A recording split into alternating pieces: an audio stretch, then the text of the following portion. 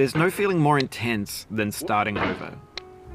If you deleted your homework the day before it was due, as I have, or if you left your wallet at home and you have to go back after spending an hour in the commute. If you won some money at the casino and then put all your winnings on red but it came up black. If you got your best shirt dry cleaned before a wedding and then immediately dropped food on it. If you won an argument with a friend and then later discovered that they just returned to their original view. Starting over is harder than starting up. If you're not ready for that, like if you've already had a bad day, then what you're about to go through might be too much. Feel free to go away and come back. I'll be here. Alright, thanks for coming with me on this trip. I'll understand if you have to take a break at any point. Just find a safe place to stop and quit the game. Don't worry, I'll save your progress, always, even your mistakes. This game is a homage to a free game that came out in 2002, titled Sexy Hiking. The author of that game was Jazzuo, a mysterious Czech designer who was known at the time as the father of B games. And B games are rough assemblages of found objects. Designers slap them together very quickly and freely, and they're often too rough and unfriendly to gain much of a following. They're built more for the joy of building them than as polished products. In a certain way, Sexy Hiking is the perfect embodiment of a B game. It's built almost entirely out of found and recycled parts, and it's one of the most unusual and unfriendly games of its time. In it, your task is simply to drag yourself up a mountain with a hammer. And that act of climbing, in the digital world or in real life, has certain essential properties that give the game its flavor. No amount of forward progress is guaranteed. Some cliffs are too sheer or too slippery, and the player is constantly, unremittingly in danger of falling and losing everything. Anyway, when you start Sexy Hiking, you're standing next to this dead tree that blocks the way to the entire rest of the game. It might take you an hour to get over that tree, and a lot of people never got past it. You prod and you poke at it, exploring the limits of your reach and your strength, trying to find a way up and over. And there's a sense of truth in that lack of compromise. Most obstacles in video game worlds are fake. You can be completely confident in your ability to get through them once you have the correct method or the correct equipment or just by spending enough time. In that sense, every pixelated obstacle in Sexy Hiking is real. The obstacles in Sexy Hiking are unyielding, and that makes the game uniquely frustrating. But I'm not sure Jazzuo intended to make a frustrating game. The frustration is just essential to the act of climbing, and it's authentic to the process of building a game about climbing. A funny thing happened to me as I was building this mountain. I'd have an idea for a new obstacle, and I'd build it, test it, and it would usually turn out to be unreasonably hard. But I couldn't bring myself to make it easier.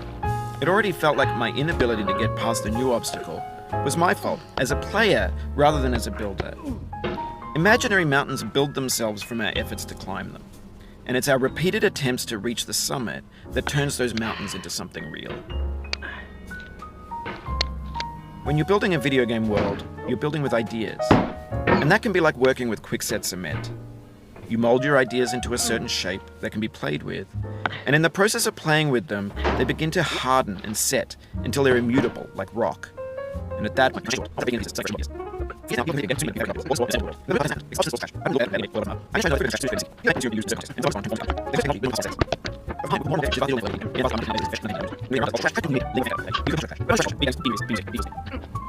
monstrous mountain of trash, the ash heap of creativity's fountain, a landfill with everything we ever thought of in it, grand, infinite, and unsorted. There's 3D models of breakfast, Gen X's fanfic novels, scan magazines, green screen Shia LaBeouf, banned snuff scenes on Live Leak. Facebook's got lifelike bots with unbranded adverts and candid shots of Kanye and Taylor Swift mashups, car crash epic failed GIFs, Russian dashcam vids, discussions of McRibs, discarded, forgotten, unrecycled, muddled, rotten, untitled. Everything's fresh for about 6 seconds, until some newer thing beckons, and we hit refresh. And there's years of persevering, disappearing into the pile, out of style, out of sight. In this context, it's tempting to make friendly content that's gentle, that lets you churn through it but not earn it. Why make something demanding if it just gets piled up in the landfill, filed in with the bland things? When games were new, they wanted a lot from you. Daunting you, taunting you, resetting and delaying you. Players played stoically. Now everyone's turned off by that. They want to burn through it quickly, a quick fix for the fickle, some tricks for the clicks of the feckless. But that's not you, you're an acrobat. You could swallow a baseball bat. Now I know, most likely you're watching this on YouTube or Twitch, while some dude with 10 million views does it for you, like a baby bird.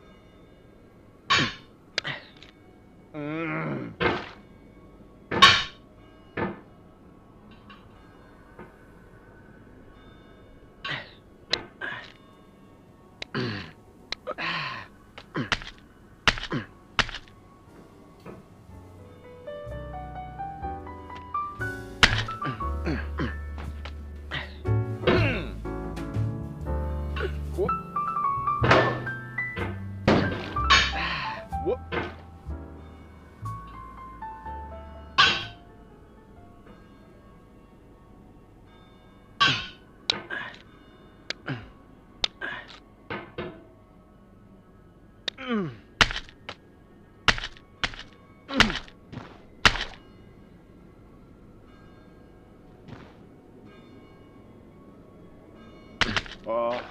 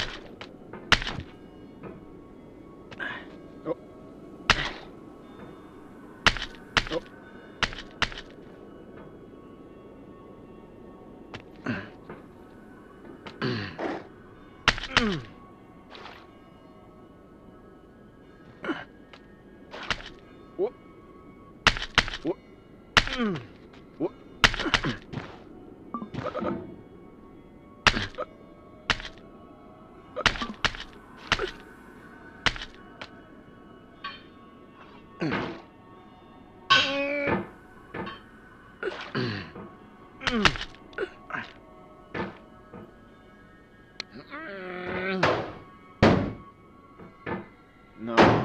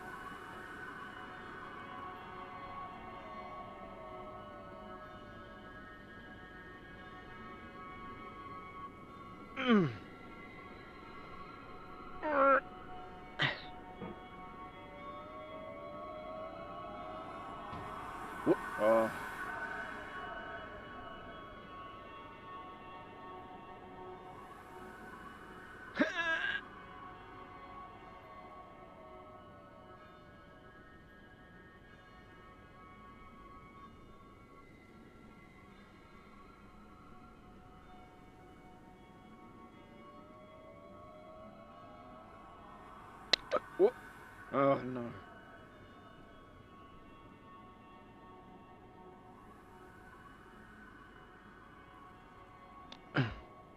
Mmm.